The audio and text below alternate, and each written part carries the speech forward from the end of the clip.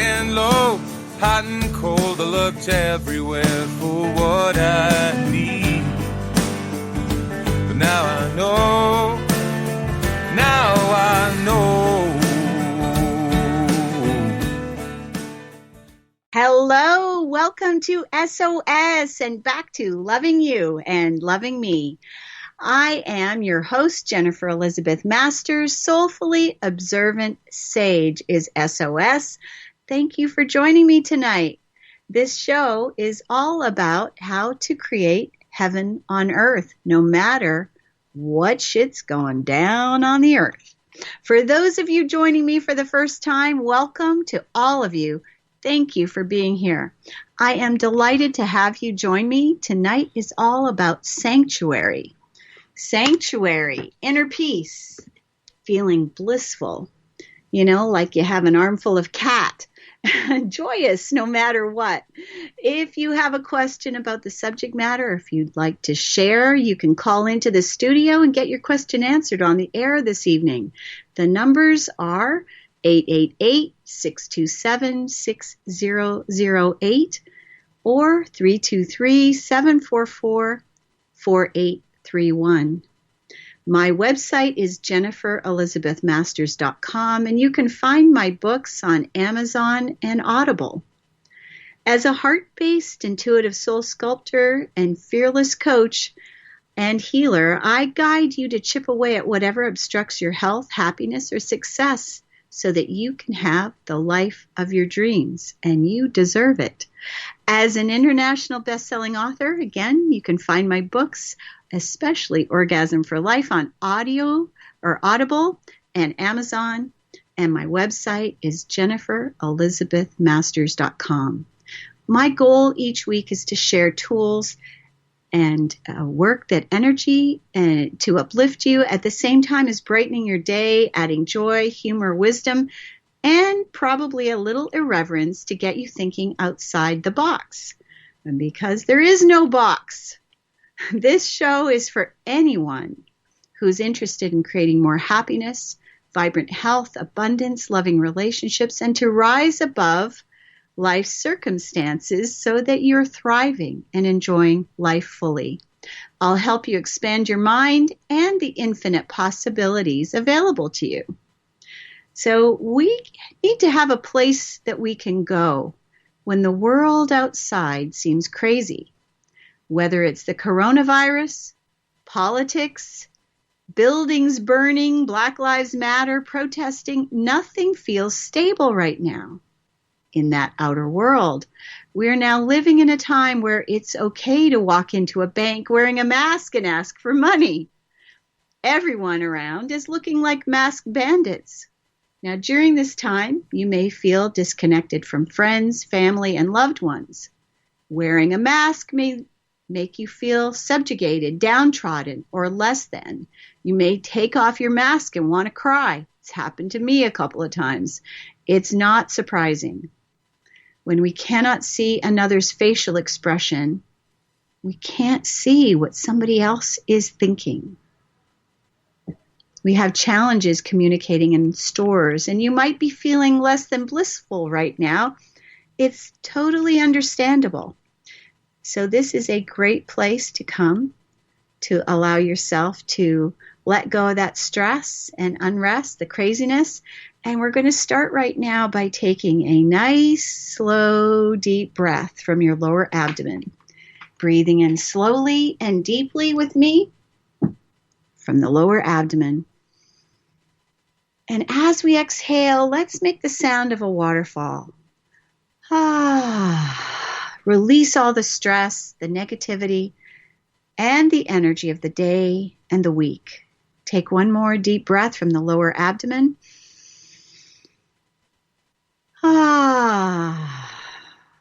Taking long, slow, deep breaths can calm the mind and the body very quickly. Not only does it calm you, but it also grounds you in the present moment. There are plenty of things we can do to calm our nerves, like downing a bottle of Jack, smoking pot until we become the couch, but those options are temporary and problematic. as it becomes too difficult to function when we're being mood assisted by substances. There's always a second phase, like a hangover, or maybe gaining weight from the munchies. Tonight, I'll share some options that won't put weight on you, and you can try them on for size. And what I'll tell you is that those that I teach have totally changed their lives for the better by adopting these precepts that we'll be talking about in this next hour. Well, life for me today is fun, can you tell? I have a lot of fun with life.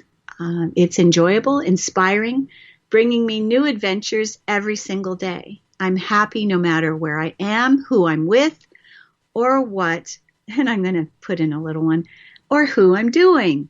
I can do absolutely nothing and still be happy with my life. I have learned how to play at this game and enjoy life. It wasn't this way for over 30 years. I used to complain, be sickly, negative, unappreciative, miserable, and you know what? I was also bitchy, but not anymore. The bitchy me is long gone, and rather than looking my age, I look 15 years younger, and you can too. What is going on in the world does not rule my inner being. Now, we've talked about perception before. When we believe the world is an angry, scary, dangerous place, then that is what we create in our reality. Thoughts become things. What we are going to do is create a safe inner sanctum for you that is in the world, but of it. In the world, but not of it. I'm sure you've heard this precept before. It is a Christian precept. In fact, it is from Romans 12:2. It's also located several different places, but I happen to like this one. Do not be conformed to this world, but be transformed by the renewal of your mind, that by testing you may discern what is the will of God, what is good, acceptable, and perfect. Well, what does this mean? It means that the world is ruled by evil. And if we adhere to the evil and turn our backs to God, we are in the world and of it. That means that we live by the evils of the world. What are the evils of the world? Pornography? All right, guys, I know it is. I'm sorry. Pornography is a dark force. Pedophilia, drug addictions, alcohol addictions, sex addictions, food addictions, gambling, etc., harming ourselves and others. With our face to God and good, we do not focus on the evil. We are not using people. We're not defiling, hurting, or harming anyone. Instead, we live in our personal truth, using our gifts to help others, assisting rather than detracting. I'm talking about detracting. So each of us was given grace. What is grace? Grace is gifts to use to help those who need it. Grace is actually unmerited favor of God. It is when God shows favor upon you for nothing, just you being you. So whether you're a coach, a healer, a mechanic, a producer, a landscaper, a pool cleaner, you're using your gifts to help other people. Transformed by the renewal of your mind. What is that? Focusing on what we desire rather than what we don't want. Recognizing that all will be given to us when we're in perfect alignment, in a state of love, gratitude, and grace will be poured upon you. So this unmerited favor of God, sometimes people feel it just out of nowhere. It's causeless joy. It is a feeling of beauty and radiance that flows through you. It's an amazing feeling. And when it does, you feel beautiful. You feel abundance. You step into the flow miraculously without doing anything, without having to make something happen. without having to control anything or anyone. So by giving to others with our gifts, we step into this amazing place. Well, how do we get from misery and suffering, worrying about the world end, and people showing up at our door demanding that we turn over all our toilet paper? Well, I'll tell you what I changed in myself. I'll use myself as an example. To step into grace, we have to let go. And I let go of plenty. Starting with the B word, blame. I used to just revel in the joy of blaming others. I blamed my mother, my father, I would blame my sister, but I didn't have one. I blamed my brothers. I blamed everyone, my teachers. I stopped blaming others for my unhappiness. I healed my relationships with my parents, my brothers. I forgave everyone. I learned to love myself and be happy with me instead of picking myself apart and bashing myself with a baseball bat. I stopped beating myself up. I stopped tearing myself down with my words and my thoughts. I stopped looking at others with disdain and judgment for what they were doing, saying, wearing. How could she wear that? Oh my God, doesn't she know what she looks like? That's judgment. I stopped doing that. I began to take responsibility for my own personal happiness instead of expecting a marriage to do it for me, a partnership to do it for me, or my parents or my kids. I took responsibility also for my own health and my life. I did my own research. I stopped going to doctors looking for help, turning over my responsibility for taking care of me to them. Instead of having them look for problems, I discovered that all my health issues were related to the way I felt and thought about myself. It took me a while, but I discovered I was very negative. I discovered my negativity was actually killing me. I had sinus infections, bladder infections. I had pneumonia. I had all kinds of issues. I was sick a lot. And at one time, after a particularly expensive and debilitating divorce, I was terribly depressed. And what actually happened was I recognized that I'd been depressed for decades, but this divorce kind of kicked it into overdrive.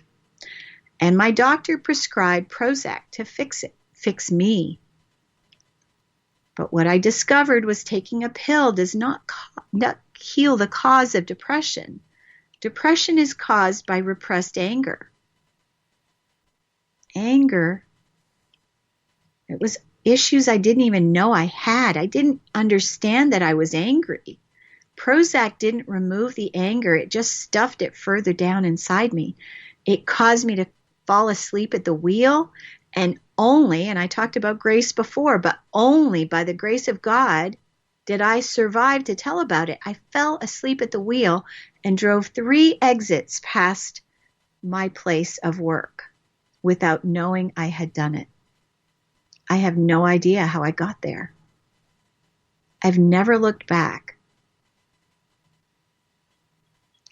And how did I cure my depression? Well, I went off Prozac that very day.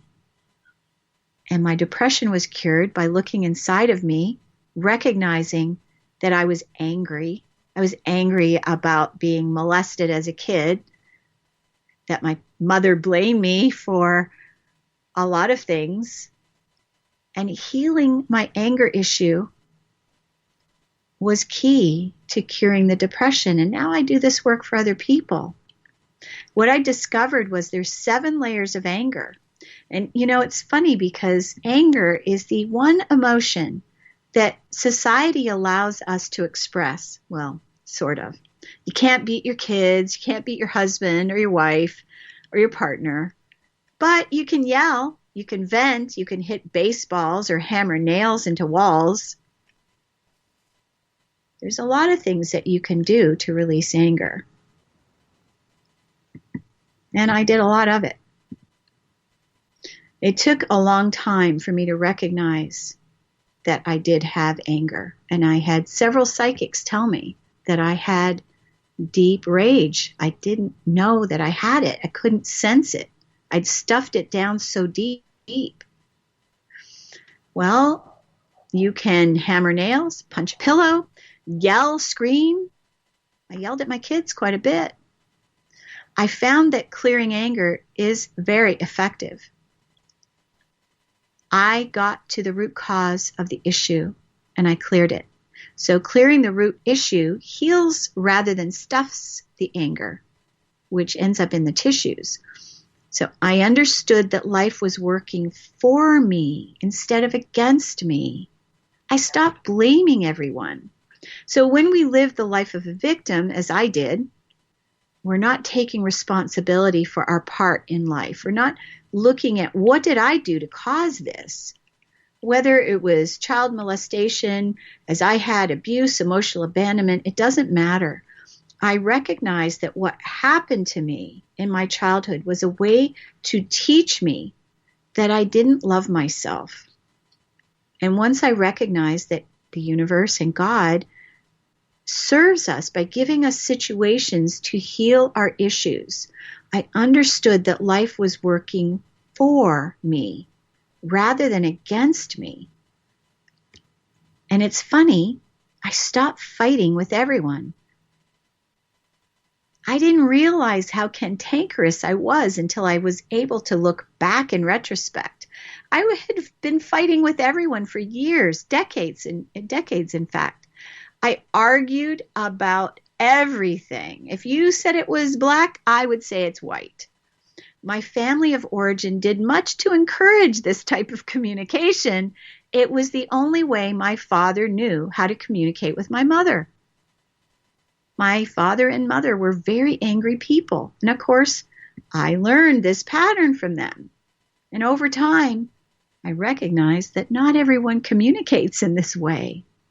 I found positive ways to get my point across. I found ways to discuss rather than fight or blame. And in that process, I became more loving because when I stopped hating, it's interesting, when you're in that state of hate, you can't be in the state of love. It's impossible. Just sit with that for just a second. All these people fighting, complaining, hating. What does it do? You can't be in a state of love. So I became more loving and accepting of myself, and as a result of others, I stopped hating myself. I began to see my strengths, my gifts, my beauty, my talents. Oh, wow, I had abilities I didn't realize I had. We all do. And when we begin to be grateful for what we have, all of those gifts grow. It's really funny that until we begin to love ourselves, we don't recognize all that we have. So when I started to look back, I divorced a man who worked hard, made lots of money, provided a beautiful home for myself and my 2 boys. I had everything I ever wanted materially, but I was never so lonely or unhappy. All the material things that I dreamed of only served to show me my internal misery. I blamed my husband for being unhappy. I focused on the amount he was gone and that I had to raise the 2 boys on my own. Well, that was then. And so when I started to wake up, I began to see the good in my life, and I started to look up rather than down. I saw sunshine instead of mud. I saw what was wonderful rather than only seeing the bad. When we begin to smile more, we start to feel better. We start to enjoy the simple things in life instead of needing something material to make us happy. I recognize that the material stuff didn't cut it. It didn't make me happy. certainly not lasting happiness. So when I was in that blame mode, that victim mentality, I didn't love all my family. I was turned away from them. And healing my relationships with all my family members was a huge part in shifting from unhappy to happy. When we're happy with ourselves, it's interesting how we see the good in others as well. I grew up in a dysfunctional family like so many of us did. My mother, a narcissist. My father worked hard, but he was, he had rage. He was faithful, worked hard, grew a vegetable garden, built our home, several boats, including a sailboat. However, he had some personal demons. He had terrible rage. His first emotion expressed was anger. He was a curmudgeon. Like Scrooge, he scoffed and doubted at everything. He didn't trust anybody. And he passed that on to us all. He had an addictive personality and, well, I began to see that my mother, being an orphan at age 5, did the best she could with what she was given. And you know what? Interestingly, she softened when I did. And my father was angry. He had good reasons to be angry. He never knew how to handle it, and this anger ate him up inside. He died of myeloblastic leukemia. Cancer is caused by deep resentment, secrets and hurts eating away at the self. And it can also be cured with deep introspection, energy healing, and total forgiveness. Most people only look at the quick fix rather than a root cause. Without clearing the root cause, cancer can return, and it often does with a vengeance. So one of the things that I learned was my negativity, my thoughts were killing me. And what did I do? I focused on overcoming it. I was careful to think and say things that were positive. I had over 30 years of programming and bad habits to overcome. But because I was so darn determined to heal, I persevered. My determination to be happy was what was driving me. I knew I wanted to experience enlightenment in my lifetime. It was my dream since I was 16. And in 2012, I did it. I sat in stillness and silence every day. I did a process called Ascension daily for over 8 years. My mind chatter stopped. My mind became quiet. Can you imagine? No mind chatter. No little niggly chatter. No, none of that. I made it a habit to meditate at least twice a day. I toned, as in singing into the chakras. I cleared myself and focused on letting in the light, opening my heart, allowing myself to be who I truly am. I stopped thinking of myself as a bad person, and I fell in love with me. Self-love is not ego-driven. In fact, it is ego-less. When we allow ourselves to be love, we become who we truly are. And once we get to know ourselves, it's as if we're dating ourselves. We know what we want. We know what we don't want. We know what makes ourselves happy. And we know also what takes us away from happiness. So we find passion and soul purpose. We stop trying to fix others and make them happy. We recognize everyone has their own experience. Each person is playing at their own personal board game of life. And sometimes we choose the hard way because we think life needs to be hard. Maybe you choose the hard way too. And when we do, we make life difficult. Making money can be difficult. We can find relationships difficult. We find happiness difficult. What we can do is choose a different way. It's funny, I didn't realize that we could choose to make things easy. I made life difficult with the thoughts I was thinking. Well, maybe you grew up with the parents like I did, that went through a depression or a war. They may have made statements like, "Do you think money grows on trees? Turn off that light. You think I'm made of money?" What does that do? It focuses on poverty consciousness. When we begin to recognize that our thoughts create and we can choose a different way, life becomes easy. I'll give you a couple of examples.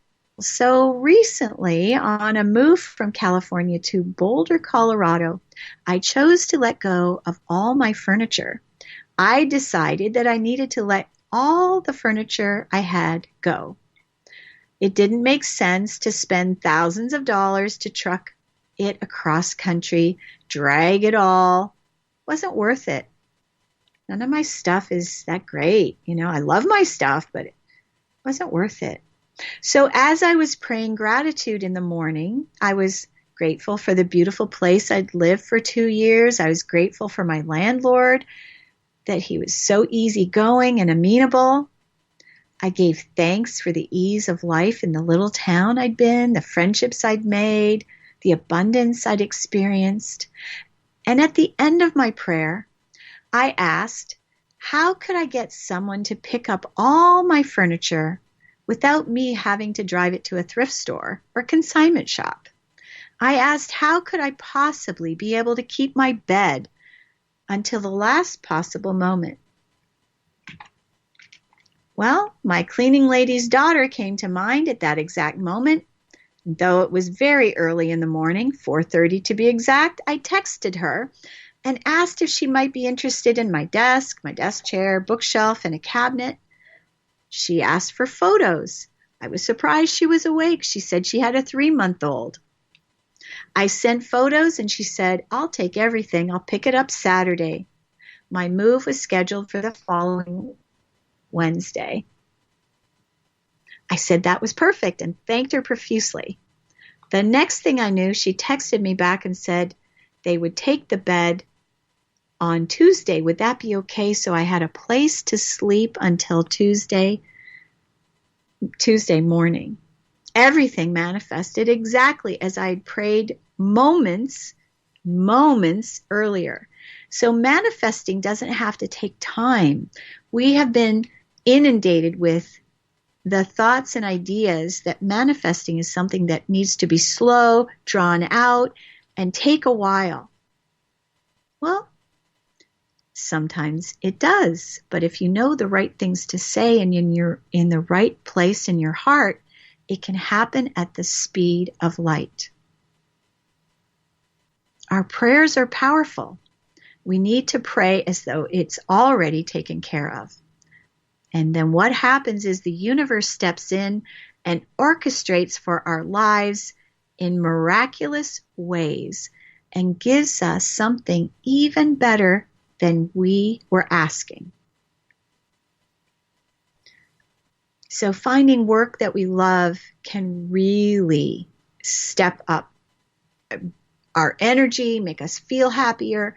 And I used to do landscaping. I had a company named For Heavenscapes, and I was encouraged by my husband at the time. I'd taken a course with the University of Georgia, became a master gardener. I loved to garden. I found I had talents for design. My company did very well. I loved what I did for the first time in my life. I was giving back, and therefore it came back to me. For Heavenscapes Limited, the company I had, taught me lessons about joy and happiness. I learned that when I was happy and in the flow state, doing what I loved, that the phone rang and money poured in. So I began to shift my focus to what was positive and wonderful instead of only looking at the negative and what was missing. Have you ever done that? Have you ever focused on the thought, I don't have the money for that, I can't do that, I can't afford it? That's focusing on what you don't have as opposed to what you do have. Or what you want to actually. As I did more healing work on myself, I took course after course. I became certified in 5 healing modalities because I saw what wonders it did for me in the process of becoming happy. I began to do healing work on others while landscaping, and after 11 years, I moved to Boulder to pursue healing full time. I found that I was happiest having adventures, traveling, and being with my children. So I did my best to see them whenever I could. I spent considerable money on travel so that we could be together. I found that the delight I had being with my children, they're grown now, was one of my biggest joys, and I choose to live now. I choose to live now in joy rather than to wait to retire to be happy and travel. So many people put off their joy to live when they retire. It's a choice they make. What about a different choice?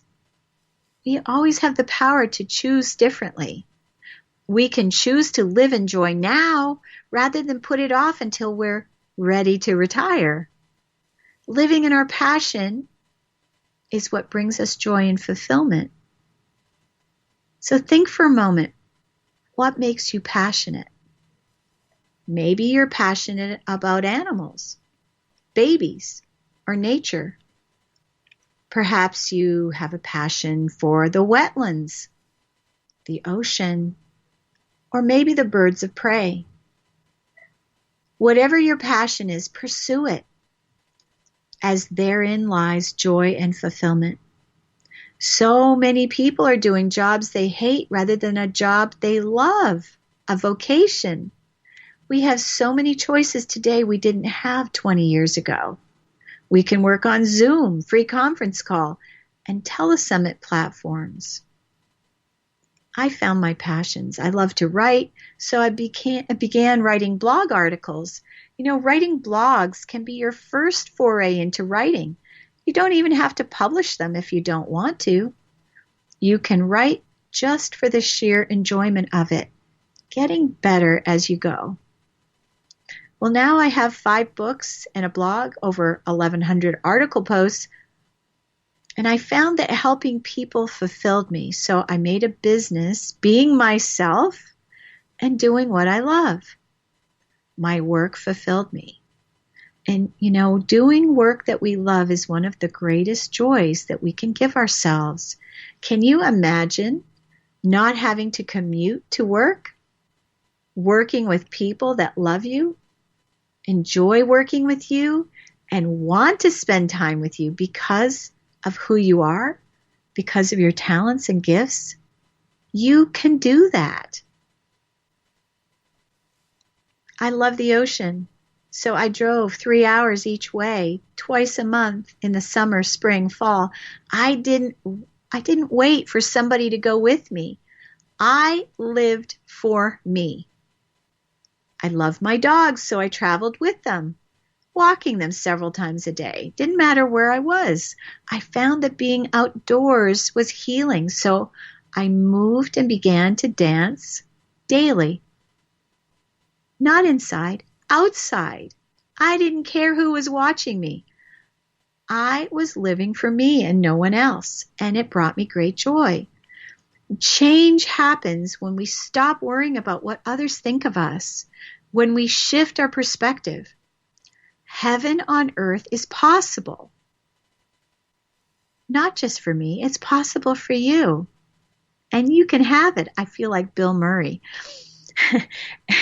You can have it, and it is what I live every day. From the music we select, the work we do, the people we choose to spend our time with, every day we choose how we want our life to be. So I've got a few small changes that I can we're going to talk about this a little bit. So do you have your pen and paper handy? You can write these down. Take a few notes, and maybe you could start doing these today. So in every situation, in everything that we encounter, there's a positive and a negative. Choose to focus on the positive rather than the negative. Whatever we focus on grows. If we choose to focus on what the people around us aren't doing, or how they are acting, we get ourselves all bunched up, stressed, and irritated. So choose to focus on what they are doing, what good is happening. Focus on the good. Choose to focus on yourself rather than what others are doing. Don't expect to change other people. I say this smiling and sighing. Most people try their best to get others to do what they want. And there's a name for that. It's called manipulation. I remember when I used to do things for my husband, expecting something in return. Maybe thanks, maybe love, maybe some attention from him. You know what? It didn't work the way I wanted it to. Manipulation backfires on us, causing us to feel resentful and maybe angry. So instead, focus on being the best person that you can be and allow others to be who they are. It's much simpler and far less exhausting. We have the power to change ourselves. Others will change when they choose to. But when we shift, everything shifts. We have other choices too. We could choose gratitude. As soon as our eyes are open, saying a prayer of gratitude reminds us that life is a gift. Gratitude raises our vibration. Even if we're feeling down or negative, gratitude opens our heart. And when we say a meaningful thank you, it's amazing the things that will come to us. Gratitude is the fuel for the universe. It is what ignites our creation and brings us what we want to us very quickly. When we focus on the fact that life is a gift, each moment becomes precious rather than a pain. We never know when we won't wake up to live another day. So how about a quick little prayer? Thank you for this day of life. Gratitude is the fastest way to shift our perspective as we focus on our good. The other thing gratitude does is it raises our vibration and it opens our heart. So if you struggle with a closed heart, gratitude is one of the ways to shift that. You can also choose to breathe deeply. We did that exercise earlier. Our breath is usually shallow until we begin to focus on it.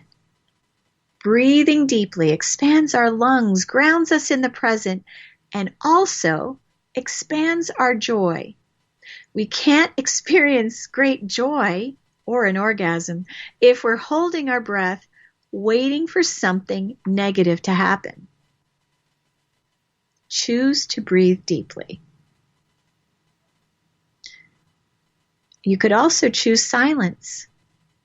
Give yourself the gift of 10 minutes of silence. Sit and breathe. When we choose to begin our day with silence, we can make an intention at the same time in our mind for our day to go well. Silence helps us in many different ways. Even when we don't get enough sleep, spending 10 minutes, more if you can, sitting upright, smiling to our hearts, and expecting our day to go well creates a better day with synchronicity, grace, beauty, and flow. In each moment of every day, we're creating with our thoughts and our emotions. Silence helps us to focus inward, which is where our power resides. Yes, when we're silent, it allows us to turn inward. As we live life, we journey with ourselves. We're the only one that is with us every day, right? Turning our focus inward is how we heal our past. Noticing how we feel in each given moment allows us to recognize and name what emotion we feel. When we turn towards sweets, cigarettes, alcohol, or other self-medication, we stuff our emotions and we avoid feeling. Over time, if we continue to adopt this behavior, we become numb and we don't feel anything except sadness and depression. Silence allows us to feel emotions fully so that we can allow those feelings to flow through us rather than suppress them. You can also choose how you want your day to go. We talked about this a little bit earlier. Set an intention for your day. Living consciously means we are aware that we are co-creators. Nothing happens by chance. Rather than thinking life is shitty and nothing but bad happens, change your focus. Instead, turn your focus to the positive. What do you want your day to look like? Do you want your partner to smile at you and be loving? Envision what you desire. Do you want your coworkers to be supportive, encouraging, positive? Then envision it. An intention is an image of what we want that creates positive change. We choose unconsciously when we don't create with an intention. An intention is a positive thought with a focus of positive energy. We also have the choice to be responsible rather than a victim. We can choose to stop blaming others. It raises our vibration exponentially. When we blame others, we aren't taking responsibility for ourselves and our life. Blame is the single most damaging thing that we can do for ourselves. It deflates our power, our life and relationships. When blame is present within us, we are unconscious rather than co-creating life. Everyone has had some sort of trauma. I had oodles of it. You probably have had too. Healing that trauma is what shifts perspective. Attempting to heal it on your own could take as long as it took me, over 30 years. But hiring someone who's done it can speed up the process because they've been where you are and have a higher perspective of what is really going on. No one is really a victim. We could also choose to stop complaining. I have a little mantra that I use. Bitch, moan, die alone. Complaints create more negative events and complications in our lives. Complaining actually makes us unhappy. And it's not fun for the people around us either. We can ask questions rather than making negative statements. So if we've got a money issue, let's call it a money challenge, we tend to say negative things. I talked about that earlier. We could say, I don't have the money. I can't afford it. No, I can't do that. I don't have the money right now. Or we could shift. Every statement is a prayer, correct? And our thoughts become things. Our words have more power than we think. Every thought we think is a prayer. If our bank account is overdrawn, instead of, oh my God, my bank account is overdrawn, what am I going to do? You could say, how can I have money flow to cover this overdraft? When we ask a question, the universe has no choice but to respond. When we make a statement, the universe will make us right. If we say, I have no money, the universe will give us evidence that we are correct. Yes, there is no money. A question makes the universe do what it is meant to do for us, organizes our life for our greater good. So there are some statements that you might say that you want to avoid saying. So stop. Stop saying, I hate my life. Stop saying, this is killing me. Do you really want it to kill you? Stop saying, I have no money. Stop saying, everyone is against me. Everyone hates me. No one likes me. My life is shitty. I'm sick, I am poor, I am stupid, or anything else negative. Stop. Self-hatred has no place in a happy world. I'm going to repeat that. Self-hatred has no place in your happy world. Like Florence Scovel Shinn said back in the 30s in her famous book, I love this book, The Game of Life and How to Play It. Our word is our sword. We create our lives with what we think and speak. Do you want to speak wealth and love into your life?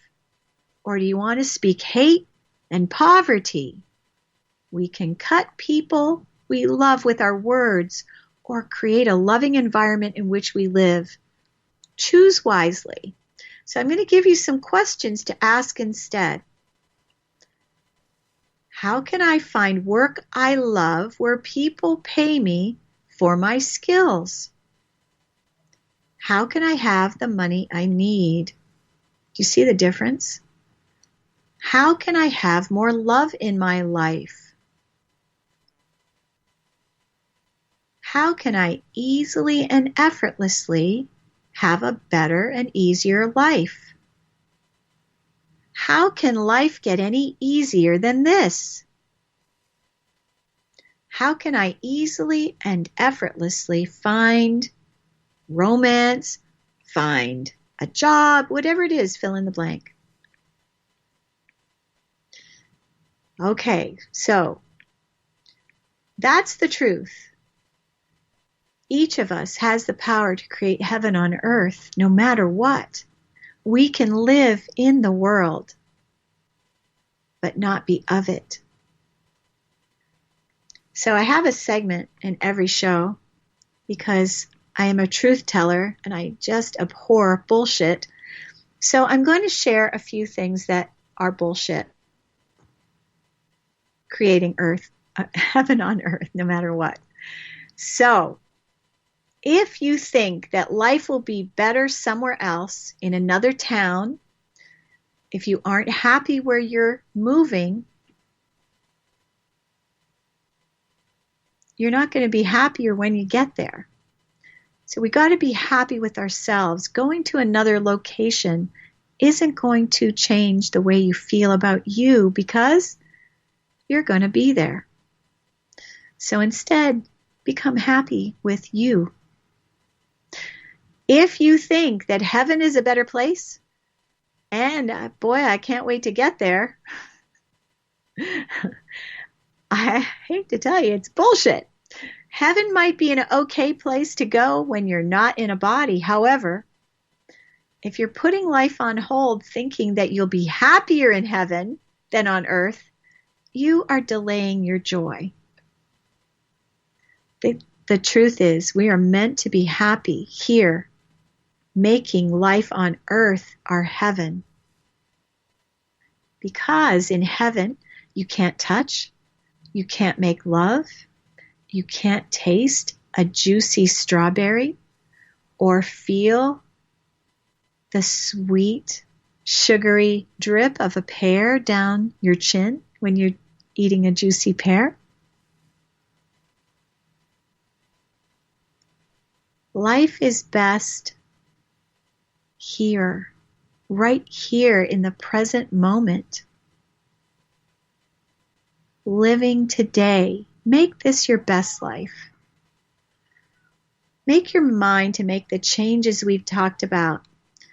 Or if you need a guide to help you along, to help you make those consistent changes that you feel you can't do on your own, hire me. It's what I do. I do private sessions. So know that life on earth can be heaven or hell. We can make it whatever we choose with our thoughts and our perceptions. Take a deep breath. You have the power to choose. You always do. You can decide right now, from this moment on, I'm going to choose to live in joy. I'm going to choose to find beauty in every moment.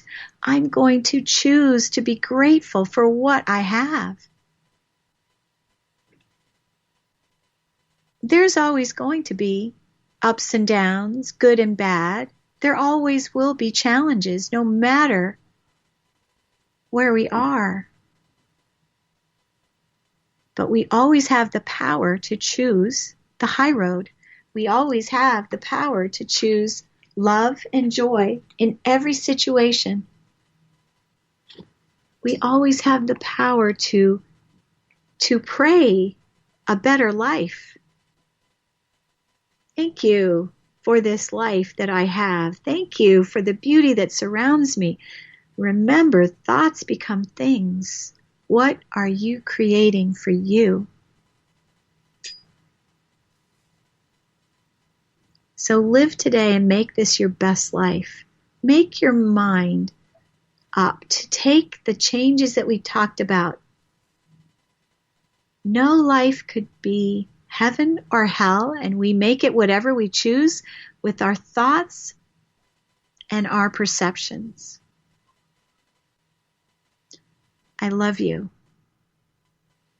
Have fun creating heaven on earth. The truth is, it is before you right now. And now I'm going back to loving me. I'm Jennifer Elizabeth Masters. Thank you so much for joining me. I love you.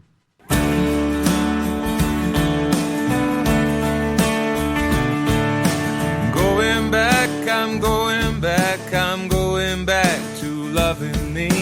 High and low, hot and cold, I looked everywhere for what I need. But now I know,